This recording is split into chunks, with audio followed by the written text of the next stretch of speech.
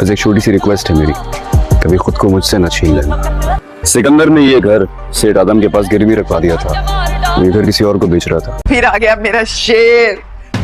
दुश्मन के सामने सीसा पिलाई हुई दीवार हो तुम कबीर। क्या हुआ?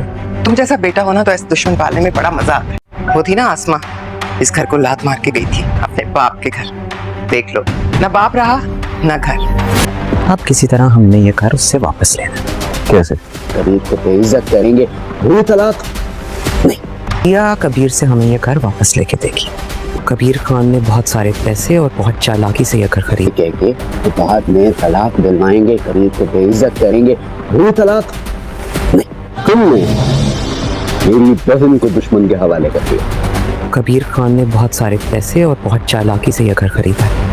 सिकंदर चाहकर भी कुछ नहीं कर पाएगा। सेठ आदम तो कबीर के हाथ घर बेच चुका है, लेकिन कबीर ये घर जाकर रिया के नाम कर देगा। वो रिया को कागजात देकर कहेगा कि ये घर सिर्फ और सिर्फ उसने इसलिए खरीदा था ताकि उसको कोई इस घर से बेदखल ना कर सके। अगर उसे ये मालूम हो जाता कि ये घर किसी और ने ले लिया है तो वो कभी बर्दाश्त नहीं कर पाता। जैसे ही उसे ये इत्तला मिली कि आदम ये घर बेचना चाहता है, उसने ये घर सिर्फ और सिर्फ इसलिए खरीदा ताकि वो अपनी बीवी को गिफ्ट दे सके, ना कि उनकी इंसल्ट कर सके। रिया इस बात को सुनकर बहुत ज्यादा खुश होगी। कागजात देकर जाने लगेगी तो कबीर उससे एक ही बात कहेगा कि आइंदा इस बात को कभी मत सोचना कि मैं कभी कुछ तुमसे छीन सकता हूँ। बस मेरे लिए सिर्फ इतना ही काफी है कि तुम मुझे अपनी मोहब्बत से कभी भी दस्तबरदार मत करना। महबीना बेगम जैसे ही कबीर को घर इंटर होता देखेगी काफी खुश हो जाएगी कि जिस घर को अस्मा लात मारकर अपने बाप के घर गई थी उसी घर को तुमने खरीद लिया। ना तो उसका बाप रहा और ना ही उसका घर रहा। मगर कबीर माँ की बात सुनकर काफी परेशान हो जाएगा। उसकी माँ तो खुश है कि उसके बेटे ने दुश्मनी की आला मिसाल कायम कर दी है, मगर कबीर जब उसे बताएगा कि उसने घर के कागजात रिया को दे दिए हैं, ये घर उसने सिर्फ और सिर्फ रिया के लिए लिया था, तो महबीना बेगम बहुत ज्यादा नाराज भी होंगी।